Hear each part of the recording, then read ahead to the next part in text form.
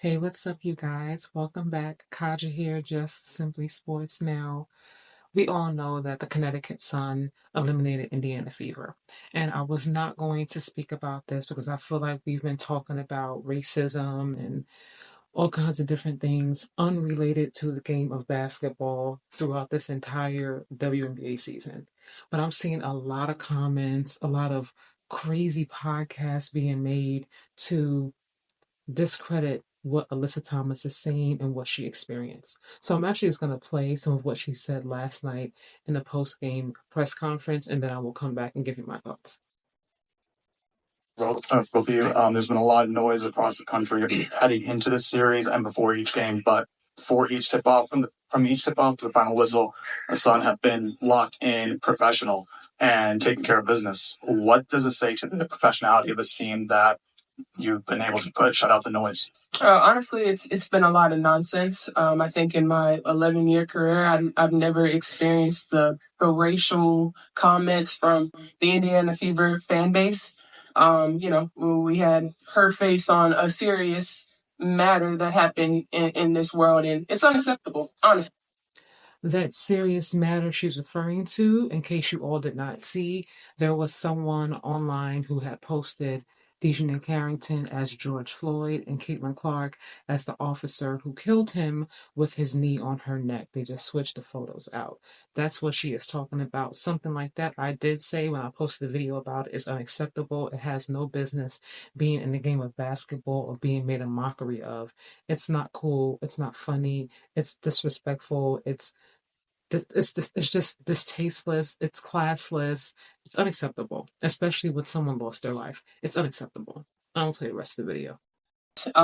There's no place for it, and we've been professional throughout the whole entire thing, but I've never been called the things that I've been called on social media, and there's no place for it. And basketball is headed in a great direction, but nah, we don't want fans that are going to degrade us and call us racial names. I mean, we already see what's happening in the world and what we have to deal with in that aspect. And we come to play basketball for our job, and it's fun, but we don't want to go to work every day and have social media blown up over things like that. It's uncalled for, and something needs to be done, whether it's them checking their fans or this league checking it. There's no time for it anymore.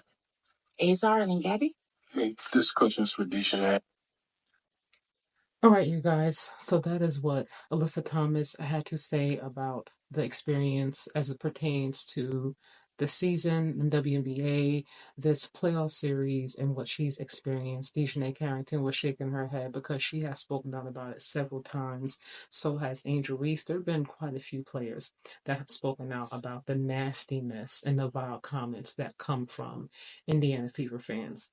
Now, I know it is not every single Indiana Fever fan. I'm pretty sure there are tons, thousands who really just come to support Caitlin Clark and Aaliyah Boston, Kelsey Mitchell, and just really want to watch the game and have a good time. But there are also a lot of fans who do say nasty, nasty vile comments. And you guys, you may not want to admit it or because you want to be defensive and defend the nastiness, but if you take the time to scroll through social media and go on her page and look at some of the comments, you're like, wow. But she was talking about what she experienced in the actual game itself. And what is really irritating the crap out of me are seeing podcasters who are using this topic to try to make it seem as if everyone in WNBA is jealous because they want Caitlin Clark out, or they're mad because the white girl, so to speak, has come and taken over, and the black vets that are old and not as talented are now jealous. Newsflash: Caitlin Clark is not the first talented white player in WNBA. We all know that she's generational talent. We all know that she broke almost every record in college. Kudos to her. I always say that I give credit where credit is due, no matter who it is, no matter what color it is. But she is not the only white one. So if they were specifically hating on her because she's white and talented, then why not? Why don't have an issue, or why hasn't it been brought up with New York Liberty fans? Sabrina Ionescu is beyond talented.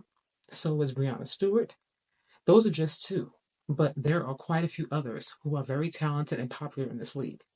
And what I don't like is that It seems to me at times that I feel like Caitlin Clark and the coach and the team want to pretend like it doesn't exist. Now, I'm not asking for Caitlin Clark to go out and join a Black Lives Matter movement.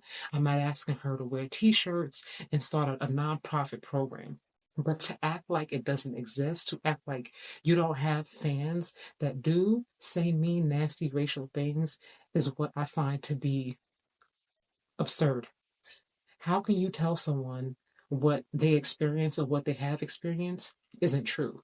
That it's just based off of jealousy and it's just trolls. If she's right there in the building and you have fans behind you with Indiana Fever gear on and they're spewing out nastiness, talking about everything from her being obviously she's, dating another female player on her team, she's gay, talking about that, calling her racial slurs and creating pictures when people have passed on, been murdered by police.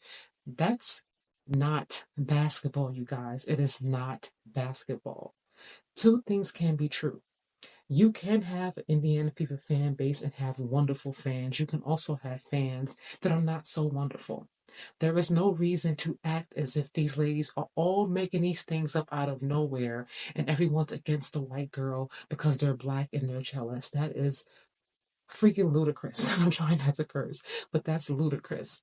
I don't like the narrative that's been pushed the entire WNBA season.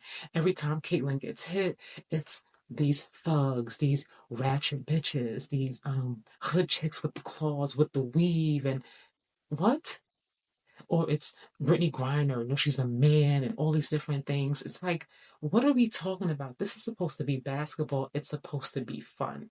Now, even Cameron Brink came out in the beginning of the season and said, look, do not use my name for any of that. I am not here for it. It would be nice to hear Caitlin Clark say it and just put it out there, as opposed to pretending like she hasn't heard it. I'm not on social media, Put it out there, Caitlin. You know what exists. Whether or not you want to admit it, it exists. And I'm glad that finally the WNBA actually made a statement about it. And I hope that going forward, if you have, and it goes for both sides, if you have black people who are throwing out racial slurs to Caitlin Clark in the middle of games, they too should be escorted out the arena. I don't care what side it is, whether it's the side for Caitlin doing it, it's the side for the other players doing it. It has no place in basketball. Can we just stop with all of the false narratives about all of the women, the black women specifically, hating on her and her talent and her greatness? It is not every single one. Everyone is not jealous. There are plenty of talented players in this league. And I know you guys, most of you watch it. Most of you watch it now for Caitlin. A lot of you are saying, I'm not going to watch it now, cancel my subscription and so on and so forth. And okay, fine, cancel it and just move on and watch something else. These players are going to still play. They are okay if you guys don't watch it. They're not offended. But leaving those kind of comments and then creating videos, Jason Whitlock. There's another video I saw from I think her name is Adrienne Ross about the jealousy and the victimization. How are these ladies victims? How you cannot tell someone what they have or they haven't experienced when they're in their own shoes. They know what they heard. They know what they've been called. They know what people are sliding in their DMs, what kind of comments are left on their pages, what kind of emails, what people are spewing when they walk down the streets into arenas. When you have fans that you see outside when you're walking down the street, they know what the hell they hear. I mean, this is absurd to tell somebody, no, you're just being a victim. It doesn't exist. Stop it. It does exist. Racism does exist. You do have racist fans. They do exist in this world. All racism exists. Sexism exists. These things exist. Can we stop pretending like it does not? Now, again, for clarity, it is not everyone on the Indiana fan base who is racist. I am not saying that, and I don't think she said that either. She's talking about those who are racist, who are spewing out nasty, vile comments. And if it's you, then own it. But stop pretending and hiding in the comments like, oh, she's just being a victim. That's not true. They're just hating on Caitlin Clark because she's great and they're not so great and they're old and they're jealous. Stop it. Stop it. Alyssa Thomas is by all means very talented. She's very talented. Okay, she's older. She's been in the league over 10 years. That speaks for itself. Ugh, you guys, have a good night. I look forward to reading your comments and I will respond. See you in the next video.